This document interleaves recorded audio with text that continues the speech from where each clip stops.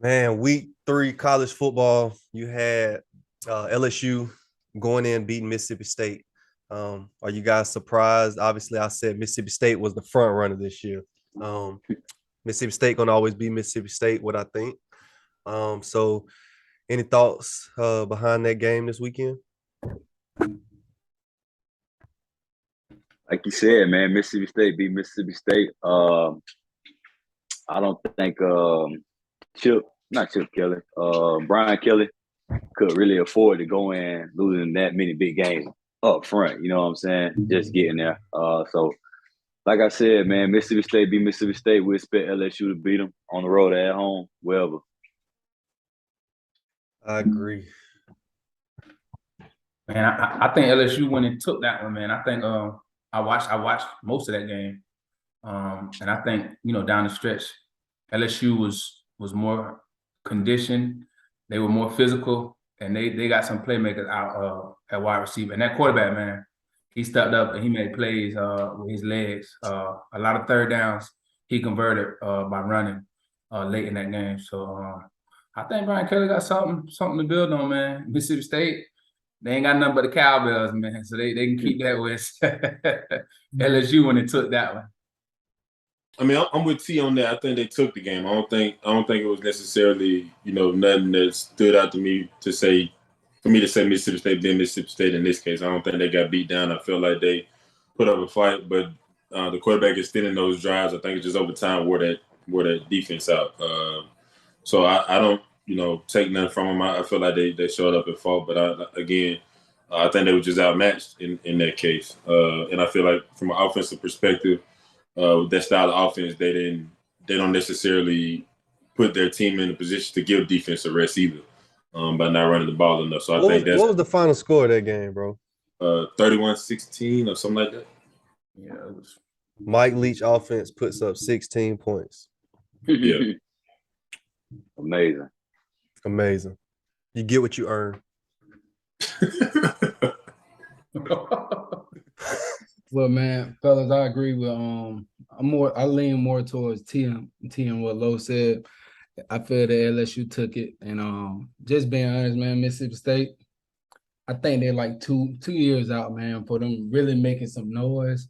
And when I say making some noise, I don't see them winning in no time soon. Nothing like no championship, but at least having a good foundation, good years, good structure and everything to get some wins. So that's why I think my Mississippi. So you saying they 2 years out from being what Dan had them at, pretty much? Yeah, probably like with Dak and that time that type of team. Yeah, they're just gonna be airing everything out. Guys, they ain't gonna get back to that, man. It's gonna be a while. That was something that what we saw with Dak was and again, y'all can correct me if I'm wrong, but what we saw there probably hadn't been done since probably Sylvester. Yeah. You know what I'm saying? And that don't happen often, especially at a school like Mississippi State. So I don't even see him being back in 2 years, man. SEC just getting stronger. We see what's going on. The Saban disciples branching off. He said disciples. The Saban disciples. Listen, Saban's disciples they branching off, and I think it's gonna be rough. Like a virus throughout the SEC. It's gonna be rough for them boys, man.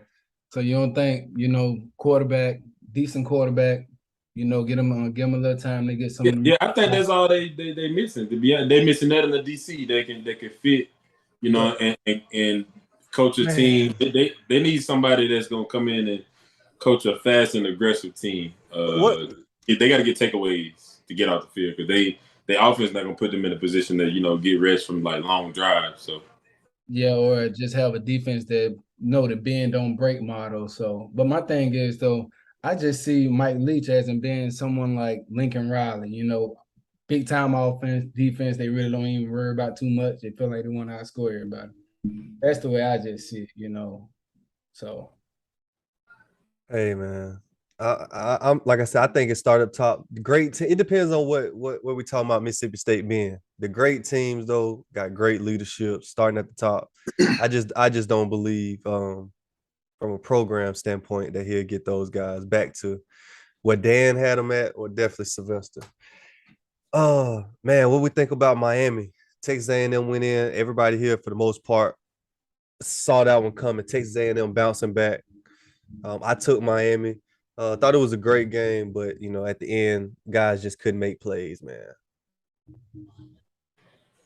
I think they were just outman, and from a talent perspective, that's all they really came down to. I'm not going. I think Miami from a schematics standpoint, they came in ready. I think they just didn't have the talent to withstand what Texas A&M came. And then again, Texas A&M had their backs against the wall in that game. So. Yeah, man. And them boys, it was at the station, right? College Station. Yeah. Yeah. Yeah, man. Rough place to go into and win.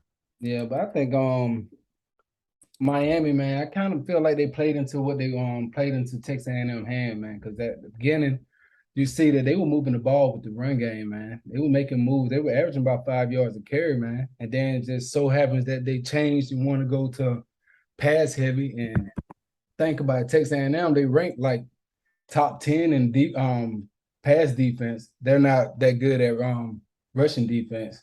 So my whole deal is, why not stick with the plan that was working at the beginning, And Miami defense did a pretty good job. Still was over there, had them boys, did a good job. So that's the way I see it, man. I told you Jimbo wasn't gonna lose 2 home games in a row, man. He made a switch at quarterback to Max Johnson, the LSU transfer. Came in, pretty much managed the game, man, went 50%. Had a touchdown, threw for like 150 yards or something. But his main stat he didn't have a turnover. So when you don't have a turnover, man, you always got a shot to win, man. I knew Jimbo would get it done. And that's why we took him. So SEC. Yeah, man, tough place to play. Like Ken said, Miami ran the ball well. I think they had 175 on the yard to A&M's 124 or something like that. Miami had the only turnover in the game. It was 1 turnover, and I think that was off a muff punt. They muffed the punt, and Texas A&M got it back, which essentially ended up being the difference in the game. Third downs were poor. I think they're like 5 for 14. It was a pretty solid game. I think you just got to get an edge to A&M with the home crowd. They made the plays they needed to make. Yeah, that's pretty much it. Jimbo being Jimbo, not gonna lose 2 at the station. So Miami, we try your luck next week with Middle Tennessee. So Jimbo getting the guys back on track. Yeah, man. We'll see. All right, man. What about our Tigers? Penn State came into Jordan-Hare, a place that, as Ken mentioned last week, we all know we played in there. We've defended that place numerous of times. And the unthinkable happened in my eyes. I definitely did not see Penn State coming in after what happened last year, us competing last year, and doing what they did to us. Again, did we have question marks? Everybody knows we did, but definitely did not expect that to happen from a point standpoint. I told you that ass whooping was coming. So, I'll say this though, man. I know when week 1 when we got on here, and I said Texas has the best running back, and the first thing the guy said was, "Is he better than Tank?"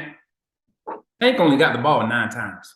Tank only have 40 yards rushing, 39 yards rushing. So you got what we all think is probably one of the better backs in the country. He only get the ball 9 times. That's not on him though.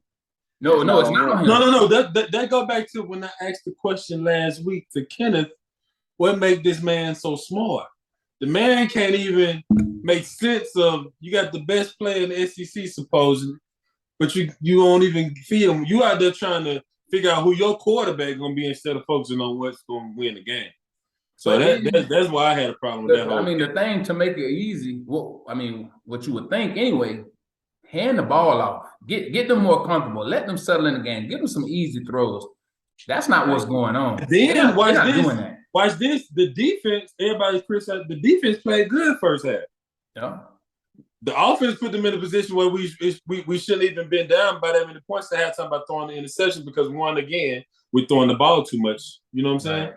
So and then you come back in the second half, you don't gut check. You in a game you shouldn't be in. Some should have said, all right, defense playing pretty solid. Let's not continue to keep them on the field.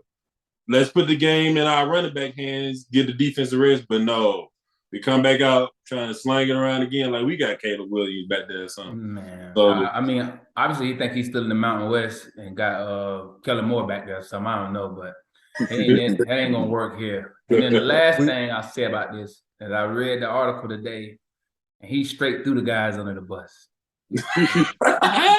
Like straight through the guys under the bus. As a head coach, as a leader, man, you don't do that, man. I don't care what it looks like. You can take that to a team meeting and let them have it, but you don't do that to the media. You don't do that to the world and say, yeah, the players just messed up. They were messing up. You don't do that, man. So I couldn't believe you won't see me on here pick Auburn. Not nan other time, because the simple fact that Harsin is on the staff, it ain't happening. Well, fellas, man, to address low what he said about, since he's so smart and all that, man. But the thing is, when we first opened this up, the first beginning of the year, what I said, the main thing we need to watch out for. We need to watch out for the O-line and D-line. Our D-line showed up, at least the first half. But the thing is about not just pinpoint them out like that, but, man, the offensive line. Everything is tied into it, man. You know that. For us to be able to run the ball, we got to have them guys in front of us. And being honest, Penn State, they brought it to us, man. Hey, they gave it to us. They gave us everything we wanted. So that's more kudos to Penn State on that, man. They really beat us on every level of the game, man. Just being honest. They was the better team. Penn State beat us in the offseason, man. Listen, this we seen this coming from miles away. And again, it doesn't mean it's all over. We've seen this story before. We definitely want the guys to keep fighting, but we've seen this before. When you think about offseason preparation, it's just been a lot going on. It's not football oriented. You know what I'm saying? The great teams kind of keep their head down, in my opinion, and what we done seen and work, bro. And like you said, you go into the half, 14-6. You come out, you still in this 2 quarterback situation that's been going on for the past 3 weeks when you had an entire offseason to figure out your quarterback, which creates a different divide in the locker room. And then you get articles released, where it's being critical of the players instead of, coaching taking heed to it. So, man, it seems like, man, it can get rough. And when it get rough on the Plains, man, we all see what's kind of setting up of another head coach, man. I just hate it for the guys, bro. Obviously our program, but damn it, bro, it's week 3. We want to enjoy football season too. Week 3, and they already posting next season schedule on the Auburn page. I caught that. Yeah, I caught that. Yeah, that's crazy. That's crazy. Yeah, it's week 3. We post the next season schedule. Like, what's next, man? What's next for the Tigers? Next step. We got week 4. We're not gonna talk about the game yet, but what's next, just program wise, after what we seen from Penn State week. Take this for smooth. Man, I don't even have much to say about the program right now, bro. I think we need a whole clean house, man. AD down to the coach, man. I think we need a guy in there who really understands Auburn, what it takes to coach at Auburn, what all comes with being at Auburn, just the whole slate, new thing, new energies. I think we got an Instagram program right now, man. Not to sound like an old head, but things have really changed since I've been in school. You know what I'm saying? It ain't even really been that long. So, but I just think we just not headed in the right direction, bro. Just looking at every other program that's a football school, quote, I just don't think we head in the right direction, man. I know you guys said that, at halftime it was 14-6, but bro, I was at the game and it really wasn't that close on the scoreboard, which is why when they came out and got that 3 and out, after the half, I left. Because I knew it was, if we didn't get nothing then, I knew, like, going forward, it wasn't going to be nothing. So I just don't have a whole lot of a lot of faith in the leadership firsthand, how we moving. And I don't know how hungry guys are now to play football at Auburn. It's a lot of dancing, lot of money going around. These boys got money in their pocket. These boys ain't hungry. And It's coaches just a lot of dancing. BS going on. That's what's I pissing don't me off. know. The coaches dancing. Why are you dancing?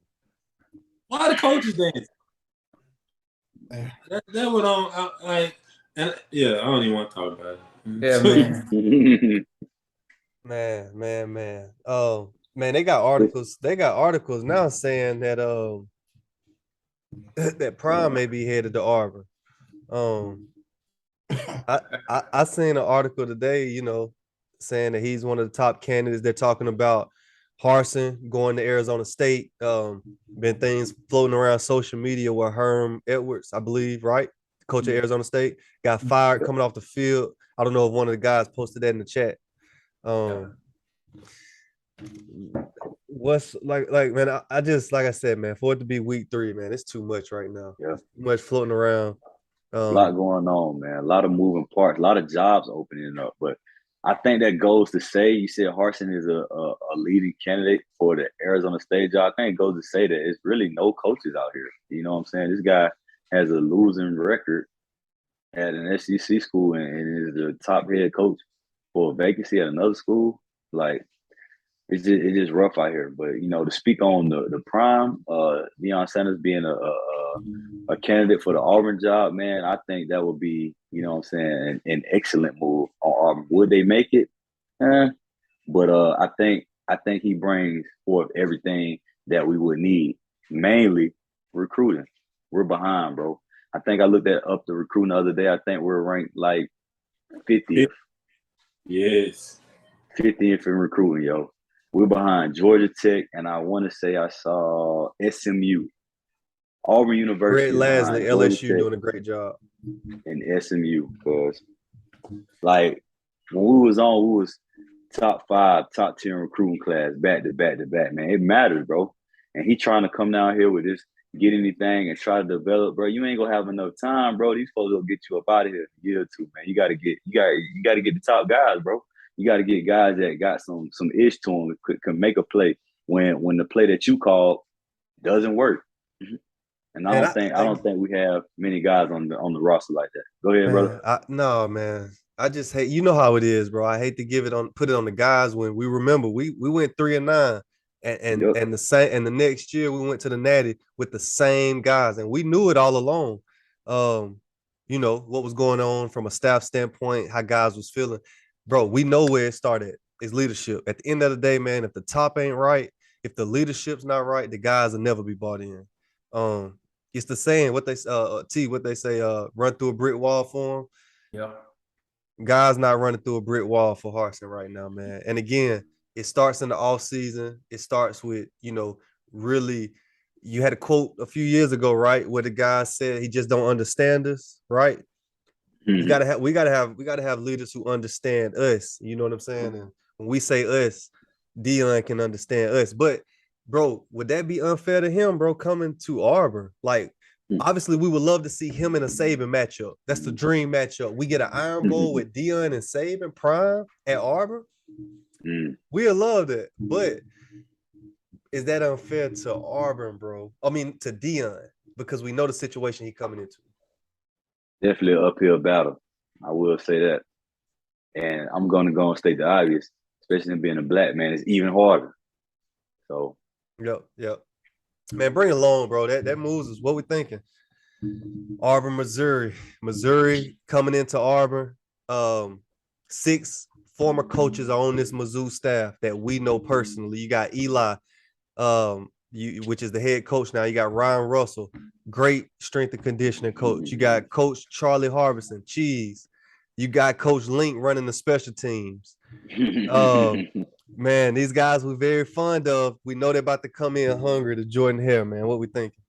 Oh, this is personal. And it's a good old-fashioned grudge match for them boys. So Harsin better strap up.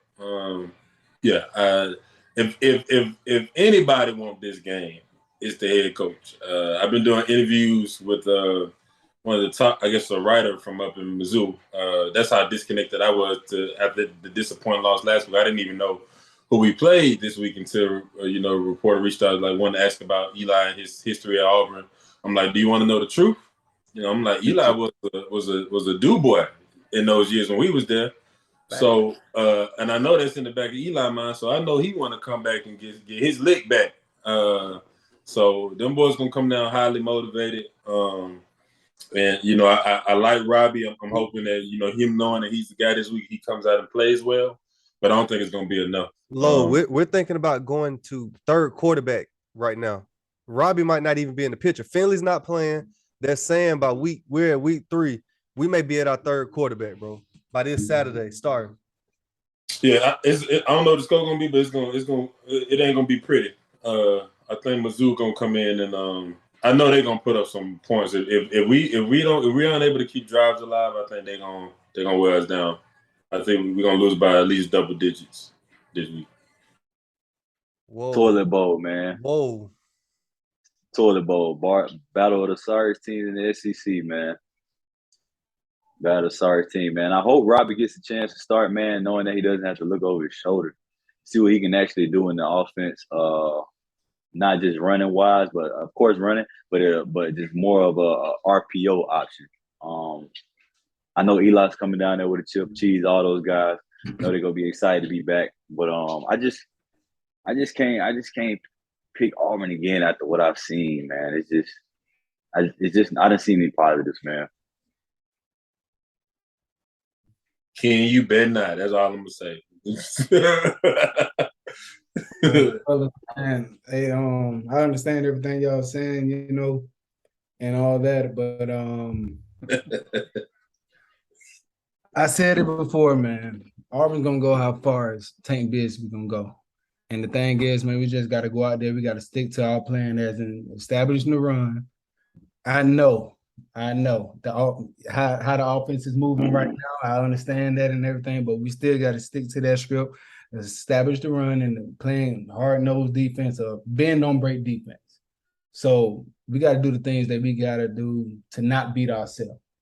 So if the defense plays a decent game, bend don't break, I say just hang in there, man. That quarterback, he already threw 3 interceptions on the 3 games.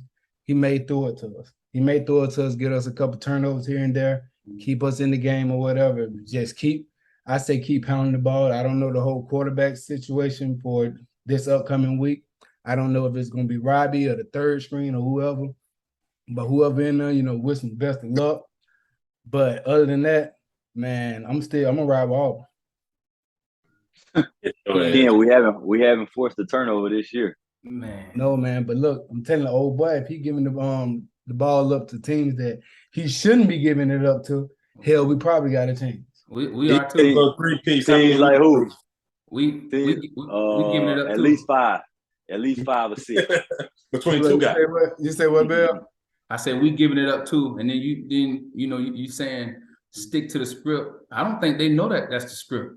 Tank Bigsby legs about fresh as mine right now, and I got some pretty fresh legs. They haven't been giving them the ball, so I'm just gonna tell you, and I don't think they are gonna give them the ball. Green game or some. Even if they do give them the ball, I don't think our O-line is equipped enough, and we got the guys there to move the ball or to sustain blocks for him to even hit some holes. So, like I said, and Penn State has done Missouri a favor. They can show that you can come down to Auburn and win convincingly. You don't got to be top tier. You don't got to bring a big fan base. You come down there and do what you're supposed to do. You can win. With what Auburn has now, you can do it. So I think Missouri comes down, and I think they slap Auburn. You talking about slap them? Oh man, listen. It's not the guys, man. It's not the guys. It's about the X's and O's right here, man. Who said anything about the guys? Because we could partnership though. Let me ask y'all though. Y'all don't think it's a partnership when it's come down to coaching and no, it's a part of it, but my thing is it come mostly on the. I'm with you for a little bit on the coach because y'all keep saying the O-line. When you got an O-line like that, quick game, screen game. I will say, yes, I will say this. So Harsin saying, oh, it's the players, they weren't prepared for that, bro. They were not. The game plan showed they didn't have intentions on running the ball 20, 25 times a game. They did. They didn't have intention. It's not like they were playing way behind. They had to throw the ball. No, I agree. That was a poor game plan, and the preparation was poor. But still, you still have to have guys to be able to play on the other side of the line of scrimmage. You're not gonna get guys from Middle Tennessee State and come to Alabama. You think they're gonna play on the other side of the line of scrimmage? They not, because they don't got the guys. They ain't got nothing to do with coaching. They don't got the guys. So you could say it's not the guys, it's the coaches. That goes hand in hand. They weren't prepared, but we still don't have the guys to go and mow down and run for 400 yards on like a San Diego State, which we should have, but we don't. Yeah. Speaking of that correlation you made, man, we got a guy starting on our defensive line who played at Kansas. Yeah. You know what I'm saying? That Kansas don't win no games. They ain't no football school. How can he come and start at Auburn on the You feel me? It's not good right now. Man. Moving along. No, we can't, man. We can't. Like I said, y'all know, man, it's a hurt spot. Like I said, I'm taking Auburn 28-17. The Tigers to bounce back and fight, man. Again, I believe that we still got a lot of good to look forward to this year. Don't know what's gonna happen with leadership, but we gotta definitely pull something together. Big game. Florida, Tennessee. Florida's traveling into Knoxville. Huge game, man. I think it may be the one of the rare moments in recent history, I guess. Both of them ranked, all of that. Florida coming off a loss a few weeks ago, but who we taking? Florida, Tennessee. I'm going to jump out, man. I'm taking Tennessee out the muscle.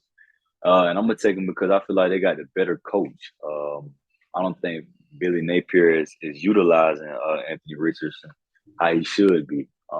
Not just that, they went on the road and played a good team and came out and found a way to win. So they're battle tested. So I think they're excited for this game, man. Tennessee has been trying to get back to Tennessee for the last decade, I would say. And I think they're right there on the edge, man. They need some significant wins, starting with Florida. If they can get this win, you know that next big win will have to be Georgia, and they can really start, talking about Tennessee's probably back. But I'm taking Tennessee in this one. I'm taking them by 10. I'm with Smooth on that. I think Rocky Top gonna be off the chain. I like them for their defense, though. The defense has been impressive to me this year, mostly on third downs, and in those critical moments that they've stepped up and made plays from the D line all the way to the secondary. So I think that the defense with the addition of the crowd that's gonna be there and that pressure. Is not only going to get to Richardson, but to the coach as well. I know T said, in the game earlier this year, he saw the glassy eyes in Richardson. Like I said, I still think he got a bright future, but this just might not. These are going to be those growing pains that's going to make him a monster, I think, moving forward. And that's again a hope, speculation, but it ain't going to happen this week. So I'm going with Tennessee this week. I like it, man. I like it. Two smart guys, man. Hey, Rocky Top will be off the chain this week. I'm going to go Tennessee because of their quarterback and the guys they got on the edge. They got a good guy behind the center, great poise. Hey, you can be covered. He trusts his guys so much, he throwing it to you. And those guys out there making plays. Raise your hand. Hey, so Florida, Tennessee, man, I'm going with the underdog, Florida. They're plus 300. You boys like losing, bro. Plus 300 money line. Listen. I believe in the head coach, man. He was the former Louisiana coach, Raging Cajuns, man. I think when a lot of things was going on in society, bro, he kept that team jailed very well, man. Do your research on a lot of things he stood behind. Yeah. I think he goes into Knoxville, which is one of the toughest places I've ever played in life. 110K strong plus, and they hate you. They literally hate you. But I'm going with the Gators. I think they go in again, man. It's something about that secondary coach at Tennessee that I don't like. Um, Oh, it's personal. That's what it it's is. something about that guy. It's something about that guy that I don't like, and I just don't believe in him. Nothing against the kids, but I'm going with the Gators. The spread on that game is 10.5, by the way. So Okay. It moved a point in the past few hours. So Ken, what you got there? Man, being honest, fellas, I'm gonna go with Tennessee. Both of them are good coaches. I think Billy Napier is a better coach than Josh Hooper to me. But I think Tennessee has the better players. I think Tennessee has the better players. Florida, they besides what? Anthony Richardson, who else that we pretty much know of besides the running back, Etienne, whatever his name is. Respect to his name. But Tennessee, I think, man, that kid at quarterback, man, he's nice, man. He's very underrated. Sneaky athletic, has a lot of ability, man. He believes that he can make any throw possible. He's a 6-year quarterback, so very experienced. And being honest, man, they want to air it out, man. They want to air it out. But I know with just certain interviews and stuff that I seen of Josh Hooper, I hope I'm saying his name right, his last name right. I know he was talking about getting back down to the foundation of running the ball. So I think that he's going to try to, run the ball against Florida. The only reason Florida will have a chance, they have some success running the ball, keep it close, keeping their defense on the field, and keeping their defense off the field. That's the only thing Florida can probably have for themselves. So, but I got Tennessee, and I got them by 10 points. Ooh, Tennessee by 10. All right, man. Big game of the week. Arkansas headed to Texas A&M. Number 10 Arkansas facing number 23 Texas A&M this Saturday. Who you got? It's a neutral site. Playing in Jerry's world. Yep, this ain't that like they always do. Dallas. Yep, I'm going Arkansas. If it was in College Station, I may consider. I'm gonna go Arkansas. I think it's gonna be a good game first half, but I think in the second half, I think Arkansas gonna prove to be too much. I'm gonna roll with their quarterback in this game. Hey, I didn't know the game was in Arlington. I forgot about that. I forgot about that neutral site, but we all know why the game is in Arlington. So I take Arkansas as well. They was my underdog pick of the year, which is not much of an underdog, but I felt like they had a real chance to compete for the SEC this year. And obviously playing in Arlington, I think Jerry may pay off a few of the referees. I know he's a huge Arkansas guy. So this is cool. I take Arkansas by 10. Spread is 1.5. Texas A&M being favored. I'm gonna go Arkansas too, man. I think the quarterback has to have a clean game. He got to take care of the ball. But I think Arkansas is the more physical team, man. I think they out physical Texas A&M, man. I think that they convert more third downs. They're more steady at quarterback. They show that they're gonna run the ball and they're gonna be physical on both sides of the ball. So I want to hop in here, T. That's a good point there. I don't think Johnson, like Smooth said earlier, he's a game manager. And I don't feel like Arkansas is going to make this game be that. Arkansas going to put up points. So unless he going to come out there and put up some points, they stand no chance. I want to go out on a limb here. Watch out for special teams. Big here, Arkansas. Block punt, Scott Fountain's crew. Man, block punt. Special team changes the game. And we need to stop this guy from picking teams where his former coaches is because he's all jaded. He everywhere, man. He everywhere. But I'm taking Arkansas by a tub, man. I'm taking by a tub. I'm taking Arkansas too, man. Oh, my bad, Ken. You want to go ahead? No, you got it, bro. I thought you already went, man. Go ahead. Man, it's quick, man. It's quick. I'm taking Arkansas. I think they got more weapons on offense. They can move the ball around. Look out for the transfer from Oklahoma, Hazelwood. I think it's time he has a big game, man. Live up to his name. I'm taking Arkansas by 7.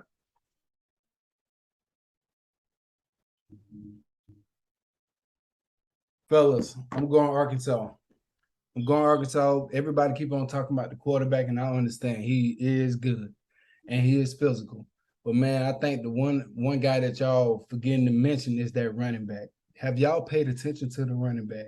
Sanders. The dude had 100 yards per game since for the whole year. He had 100 yards. The last 2 games he went for 150 plus. South Carolina included everything. And they played Cincinnati first, played South Carolina, and then they just played Missouri State.